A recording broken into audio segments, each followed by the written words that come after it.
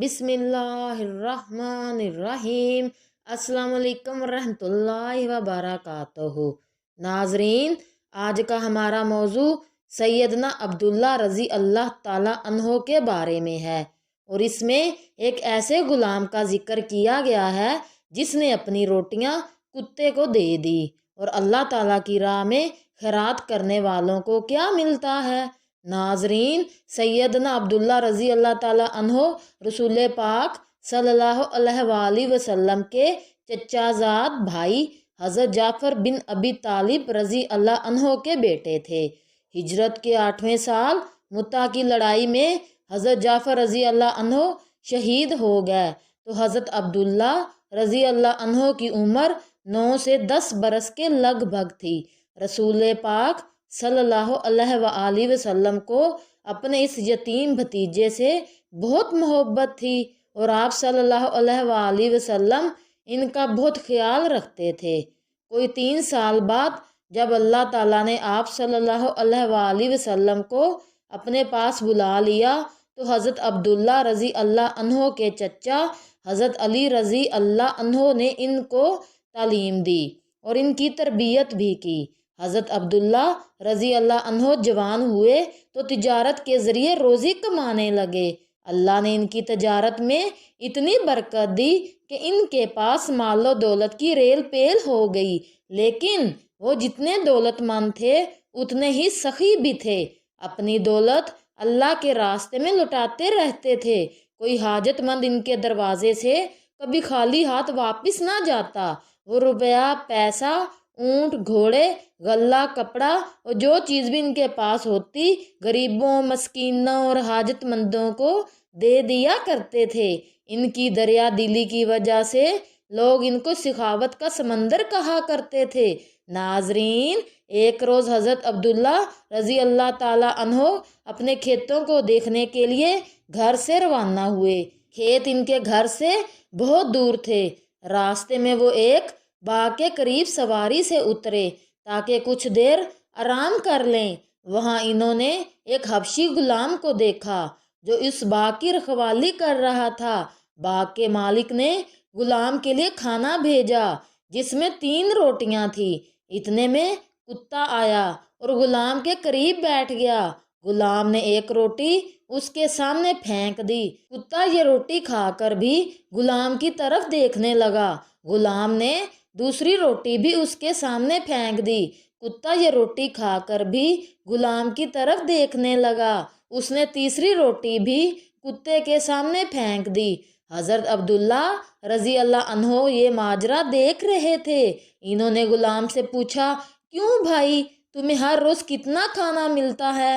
غلام نے کہا، اتنا ہی جتنا آپ نے دیکھ لیا، بس یہ 3 روٹیاں ہی مجھے ہر روز ملتی ہیں۔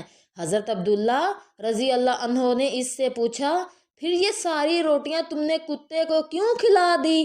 غلام نے جواب دیا، جناب، ہمارے علاقے میں کتے نہیں ہوتے۔ یہ کتا بہت دور کسی دوسرے علاقے سے آیا لگتا تھا اور بہت بھوکا تھا۔ میں اسے مایوس نہیں کرنا چاہتا تھا۔ حضرت عبداللہ رضی اللہ عنہ نے پوچھا، تو آج تم کیا کرو گے؟ غلام نے کہا، دن بھر بھوکا رہوں گا۔ ناظرین، حضرت عبداللہ رضی اللہ عنہ بڑے حیران ہوئے اور دل میں کہا کہ بعض مرتبہ مجھ سے کہا جاتا ہے کہ تم حد سے زیادہ سخاوت کرتے ہو، لیکن میری نظر میں سخی تو یہ شخص ہے۔ پھر انہوں نے کھجوروں کا وہ باغ اس غلام سمیت اس کے مالک سے خرید لیا اور غلام کو آزاد کر کے وہ باغ اور اس میں موجود تمام سامان اس غلام کو دے دیا۔ غلام نے کہا، اگر یہ سب کچھ میرا ہے تو میں اسے اللہ کی راہ میں دیتا ہوں۔ ناظرین، حضرت عبداللہ رضی اللہ عنہ اس غریب شخص کی دریا دلی دیکھ کر حیران رہ گئے اور فرمایا، اگر کوئی سخی کہلانے کا حقدار ہے تو یہ ہے۔ میری سخاوت اس کی سخاوت کے مقابلے میں کچھ نہیں، یعنی میں سخاوت تو کرتا ہوں لیکن گھر میں جھاڑو نہیں پھیر دیتا۔ مگر اس غریب آدمی نے اپنا سب کچھ اللہ کی راہ میں دے دیا اور اپنے پاس کچھ بھی نہیں رکھا۔ آپ جان ڈی راک فیلر کو بھی دیکھ لیں، وہ ایک صدی قبل دنیا کا مالدار ترین شخص تھا۔ شروع میں وہ ایک مزدور تھا اور روزانہ اجرت پر 15 گھنٹے مسلسل کام کیا کرتا تھا۔ 1929 میں جب اس نے کام چھوڑ کر ریٹائرمنٹ کی زندگی شروع کی تو اس کی دولت کا اندازہ 23 کروڑ پاؤنڈ لگایا گیا۔ اس زمانے میں یہ انتہائی غیر معمولی رقم تھی۔ اتنی بڑی رقم ایک مزدور نے کیسے جمع کر لی؟ ناظرین، کہا جاتا ہے جب راک فیلر نے مزدوری شروع کی تو اس نے عہد کیا کہ وہ اپنی آمدن کا 10واں حصہ خیرات کیا کرے گا۔ اس نے ایک نوٹ بک خریدی اور اس پہ پائی پائی کا حساب لکھنے لگا، اور ایسا اس نے زندگی کی آخری سانس تک کیا۔ اس نوٹ بک میں اس کے پورے ماہ کی خیرات 3 شیلنگ تھی، مگر 5 ہفتوں میں اس کی خیرات 7 شیلنگ تک پہنچ گئی۔ اس زمانے میں اس کا حال یہ تھا کہ اپنے آپ کو سردی سے بچانے کے لیے گلو بم بھی نہ خرید سکا تھا، تاہم تنگی کے باوجود وہ اپنے عہد پر قائم رہا۔ اس خیرات کا اسے یہ صبر ملا کہ اس کی دولت میں روز بروز اضافہ ہوتا چلا گیا، اور 1890 میں ایک یونیورسٹی قائم کرنے کے لیے اس نے 15 لاکھ پاؤنڈ خیرات کر دیے۔ اس دوران میں ان بڑی خیراتوں کے علاوہ اس کے متفرق خیراتوں کا مجموعہ 40 لاکھ پاؤنڈ تک پہنچ گیا۔ مجموعی طور پر اس نے اپنی زندگی میں ریٹائرمنٹ تک تقریباً 70 لاکھ پاؤنڈ خیرات میں خرچ کیے۔ اس خدمت خلق کا اسے یہ صلہ ملا کہ وہ عام مزدور سے دنیا کا امیر ترین شخص بن گیا۔ اور آپ ان تیسرے صاحب کو بھی دیکھ لیں جو چین کے کسی شہر میں بہت اچھے تیراک تھے۔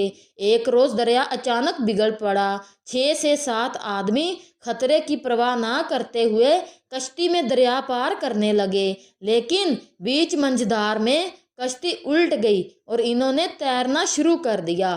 یہ شخص بھی پوری قوت سے ہاتھ پاؤں مار رہا تھا، مگر پھر بھی سب سے پیچھے تھا۔ ساتھیوں نے پوچھا، تم تو ہم سے اچھے تیراک ہو، مگر پیچھے کیوں جا رہے ہو؟ میری کمر پر 1000 سکے بندھے ہوئے ہیں۔ ساتھیوں نے کہا، انہیں پھینک کیوں نہیں دیتے؟ اس نے کوئی جواب دیے بغیر نفی میں سر ہلا دیا، حالانکہ سخت مشکل سے 2-4 تھا۔ باقی تیراک دوسرے کنارے پر جا پہنچے اور چلانے لگے، بیوقوف، ان پیسوں کو پھینک دو، تم ڈوب گئے تو پیسے کس کام آئیں گے؟ اس نے پھر نفی میں سر ہلا دیا اور دیکھتے ہی دیکھتے موجیں اسے بہا لے گئیں۔ ان تینوں حضرات کی کہانیوں میں ہمارا نمبر تیسرا ہے۔ ہمارا وہ حال ہے کہ پلیٹ میں 4 بندوں جتنا کھانا ڈال کر مینار بنا لیں گے، لیکن بچا ہوا کھانا بھی کتوں کے سامنے ڈالنے سے ہچکچائیں گے۔ ہماری کوشش ہوگی کہ ہم کھانا پیٹ بھر کر کھا لیں، پھر چاہے کھاتے کھاتے ہمارا سانس ہی کیوں نہ رک جائے۔ میں نے پہلا واقعہ حضرت عبداللہ رضی اللہ عنہ سے متعلق بیان کیا۔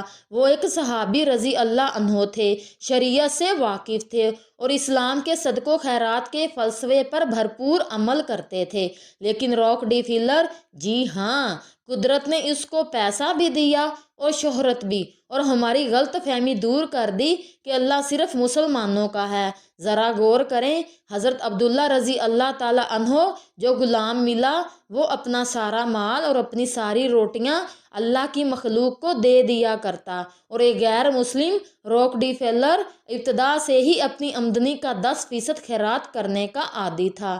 لیکن ہم لوگ ایسے کم بخت اور کم نصیب ہیں کہ اس 2.5% سے بھی ہاتھ کھینچ لیتے ہیں، جن کی ادائیگی سالانہ زکوٰۃ کے طور پر ہم پر فرض ہے۔ ہم اپنے پیسوں کو بینکوں اور تجوریوں میں گن گن کر رکھتے ہیں اور یہ سمجھتے ہیں کہ اس طرح مال بڑھ جائے گا۔ آج جب مسلم ممالک میں جو مسلمان کمزور دکھائی دیتے ہیں تو ممکن ہے اس برتری کی ایک وجہ یہود و ہنود کی یہی صدقات و خیرات ہوں۔ آج کی مسلمان اقوام کی مثال اس چینی تیراک جیسی ہے جو اپنی کمر پر سونا چاندی لاد کر ڈوب مرنے کو تیار ہے، لیکن خیرات کے ذریعے اپنا بوجھ کم کرنے اور اپنی دنیا آخرت سنوارنے کو تیار نہیں۔ دوسری جانب بل گیٹس اور مارک زکربرگ جیسے لوگ ہیں جو اپنی آمدنی کا 90% تک خیرات کر چکے ہیں، جو اپنی دولت کے ذریعے کروڑوں اربوں انسانوں کی پیچیدہ بیماریوں اور مسائل کے حل تلاش کر رہے ہیں، اور ہم بے بسی سے سوال ہی کرتے رہ جاتے ہیں کہ مسلمان کمزور کیوں ہے، دنیا ہمارے ساتھ کھڑی کیوں نہیں ہوتی۔ بہرحال دعا ہے کہ اللہ تعالی ہمیں اپنا مال اللہ کی راہ میں خرچ کرنے اور نیکی اور بھلائی کے کاموں میں دل کھول کر خیرات کرنے کی توفیق عطا فرمائے، آمین۔ ناظرین، اگر آج آپ کو ہمارا یہ پیغام اچھا لگا ہو تو ہمارے چینل کو سبسکرائب کریں اور لائک کریں۔ جزاک اللہ۔